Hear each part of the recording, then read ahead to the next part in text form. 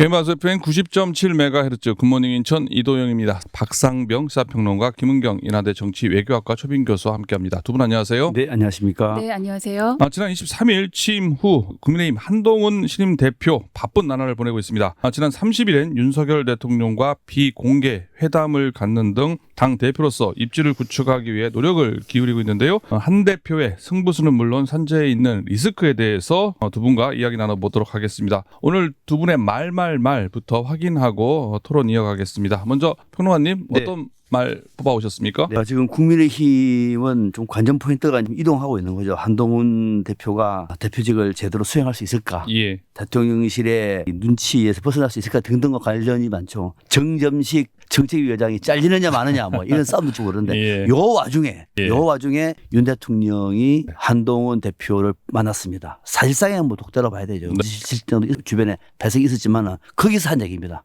거기서 윤 대통령이 한동훈 대표에게 한 말. 당대표가 되셨으니 정치에서는 결국 자기 사람을 만드는 것이 중요하다. 이 사람 저 사람 폭넓게 포용해서 한동훈 대표 사람으로 만드는 것이 중요합니다. 좋은 말이네요. 좋은 말이긴 한데 짚어볼 대목이 있어서 뽑아왔습니다. 짚어볼 대목이요? 분명히 있습니다. 네. 예, 그래요? 그럼 일단 김은경 교수님 확인하고 설명을 듣도록 할까요? 예. 김은경 교수님은 어떤 거 뽑아오셨습니까? 먼저 평론가님이 뽑아오신 말씀에 대해서 저도 조목조목 좀 짚어볼 필요가 있다고 생각했던 말입니다. 그렇죠. 네네. 그래요? 일단 뽑아오신 말씀. 네, 저는 김재원 국민의힘 네. 이번에 최고위원 당선자죠. 이런 말을 했습니다. 대표가 당직 임명권을 갖고 있다고 하는데 구체적으로 어떤 당직에 대해서 임명권이 있는지 규정하고 있지 않다. 네. 임기 있는 당직에 대해서 어떠한지는 함부로 얘기할 수 없다. 오늘 두 분이 뽑아오신 말이요. 상당히 뼈가 있는 말인 것 같습니다. 뽑아오신 말 좀 설명 좀 해주실 겁니까? 제가 먼저 할게요. 예. 네, 정책위 의장이 지금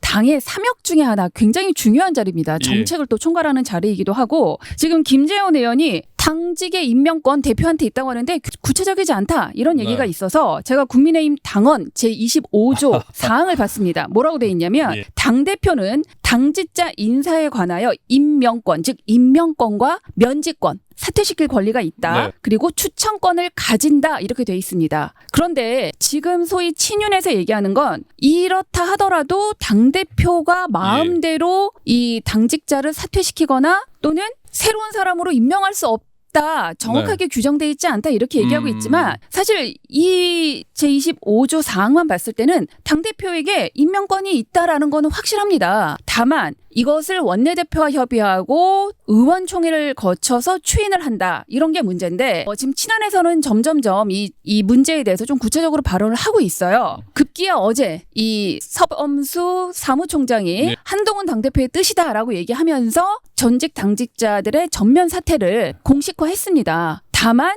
정정식 의장이 나 사퇴 안 한다. 이렇게 하면서 저는 이제 본격적으로 이 문제가 첨예화될 것이다라고 보고 있는데 임기 1년 내 정책위장이고 아직 2개월밖에 안 됐다. 그리고 이걸 당대표가 사퇴하라 마라 할 건이 아니다. 이렇게 지금 얘기하고 있는 것들에 대해서 저는 일단 이 정책위장은 임기가 보장돼 있는 자리가 아니라는 겁니다. 대표가 바뀌면 계속 정책위장이 바뀌었어요. 그래서 정책위장이 누가 정책위장을 했는지 서로가 모를 정도로 작년에만 해도 김기현 대표 체제 때 박대출, 2023년 10월에 유이동, 그리고 올해도 비대위가 출범을 하면서 정정식 지금 의장이 선임이 된 거거든요. 이럴 정도로 사퇴의 부분에 대해서는 임기를 보장해주는 자리가 아니다. 당대표가 바뀌고 새로운 지도부가 구성이 되면 당연히 바뀌는 자리라서 지금 이번처럼 이런 사퇴를 해라 마라 하기 전에 알아서 그냥 자리를 내놓고 나가야 되는. 정정식 정책위장이 그만둬야 된다. 자연스럽게 그만뒀어야 되는 자리인 거죠. 안 그만두고 있느냐? 사무총장, 성일종 총장 바로 그냥 자연스럽게 정리가 되면서 그 사태에 대한 얘기가 있었습니까? 그런데 지금 정책위의장은 이 사무총장과는 다르게 이 당직 구성에 있어서 굉장히 이제 중요한 역할을 할 수밖에 없고 지금 구도가 약간은 친한에게 불리할 수 있는 구도다라는 점 때문에 당권을 제대로 장악을 하기 위해서는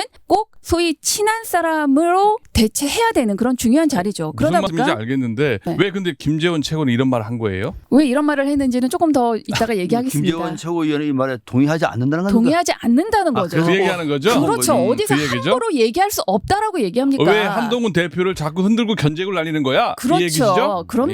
예, 알겠습니다. 네. 보니까 저는 이거 평론가님도 김경호 비슷한 거 총회가- 좀 약간 비슷한 맥락이 좀 있는 것 같은데요. 취재하는 줄 알았어요. 깜짝 놀라요. 아니, 그러니까 아니요. 지금 그래서 무슨 말씀을 하시는 건가? 아니 어디다 그러니까요. 대고 함부로 얘기할 수 없다고 돼 있냐고요. 아, 당 대표가 할 수 있는 예. 권한입니다. 그러니까요. 당연히 해야 되는 거고요. 예. 요즘에 한동훈 대표 입장을 잘 얘기해 줄 것 같아요. 우리 김원 교수 많이 그죠? 달라졌습니다. 달라졌습니다. 그러면 정치는 생물이니까 달라지고 예. 하는 건데. 평론가님 말씀도 좀 뽑아온 말말 있잖아요. 네. 그것도 좀 설명 좀 해주실까요? 저는 한마디로 말하면 예. 이겁니다. 자, 윤 대통령이 한동훈한테 한 얘기니까 중요하지 않습니까? 당 대표가 됐으니 정치에서는 결국 자기 사를 만드는 것이 중요하다.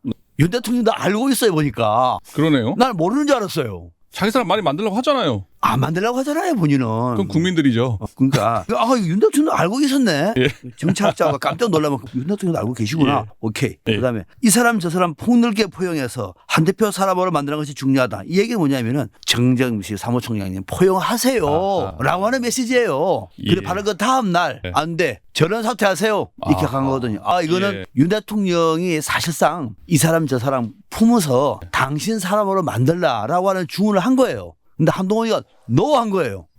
한동훈이 일단 작전에서 성공할 것 같은데 갑자기 윤 대통령이 한순간에 일패가 되어버렸어요. 의문의 일패라 그러죠. 예. 그러니까는 이 비공개 회담을 갖고 얘기한 게 점점씩 정책의장을 품고 가라는 그런 포석도 있었다고 보시는 거네요. 이 문제가 당연히 그런 얘기죠. 그죠? 그랬는데 그 다음날 바로 그냥 사표 비서실장 만나고 내세요. 정무수 만나가지고 한 얘기가 저는 사퇴하세요. 저도 그렇게 봤습니다. 이 대통령의 말은 이 사람 저 사람 친윤 반윤 할 거 없이 다 그냥 포용을 해라라는 말 속에는 지금 문제되고 있는 정책위 의장 아직 이제 임명된 지 2개월밖에 안 됐는데 같이 가. 이 말도 하면서 이런 말 했거든요. 말씀하셨지만 당직 개편은 당대표 알아서 하셔라. 이 말을 우리가 부모가 아이한테 이거 해도 돼? 네 마음대로 해. 그 안에는 오히려 하지 말라는 말보다 더 강제성이 저는 들어있다고 생각해요. 이렇게 말해줌으로 해서 나는 이렇게 얘기를 했지만 사실 네가 이 속뜻을 잘 알아서 받들어라. 그냥 위임시켜. 예. 자르지 마. 라는 저는 그 시그널을 줬다고 생각해요. 그 말씀이 박성근 평론가님 뽑으신 네. 말이죠. 네. 근데 말 안 듣네요. 안 들어야죠.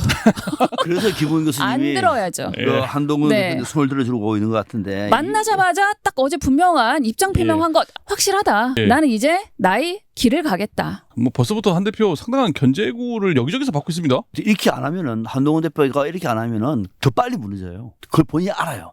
지금은 변화의 시간이다. 네. 내가 뭔가 성과를 만들지 않으면은 자동적으로 밀리는구나. 이걸 알기 때문에 이거 보니까 정점식이라고 하는 사람이 또 국민들 잘 모르는데 좀 괜찮은 사람이면 같이 가죠. 당연히 안 괜찮은 사람. 안 괜찮은 사람이에요. 이 검찰 출신인데 예. 무슨 정책을 담당합니까? 예. 정정식 의원의 지금 의미는 예. 지금 한동훈 호가 그냥 정과 다름없이 그냥 안정되고 그냥 우린 통합이 중요해. 우리는 네. 하나야. 이걸로 가느냐? 아니다. 국민의 뜻을 따라서 우리가 변화와 네. 개혁의 길로 가겠다라는 상징적 의미가 있는 예. 건이기 때문에 저는 이 건이야말로 확실하게 밀고 나가야 된다고 생각합니다. 오늘 두 분 교수님 평론가님이 아주 우리 한동훈 당대표 잘하고 있다. 그 방향은 일관된 모습을 보여주고 일치하는 뜻을 보여주고 있네요. 이번 건까지는 이번 건- 정점식 건까지는 저도. 잘하고 있다. 점점식 건까지는 그리고 다음 얘기해 보겠습니다. 그런데 한 대표 최상병 특검법 관련해 가지고 제3자가 임명하는 대법원에서 대법원장 임명하는 이런 특검법 얘기를 했었는데요. 이게 그냥 온데간데 없이 그냥 최상병 특검법 다시 부결돼 버렸습니다. 이 지나가는 상황 어떻게 보고 계십니까?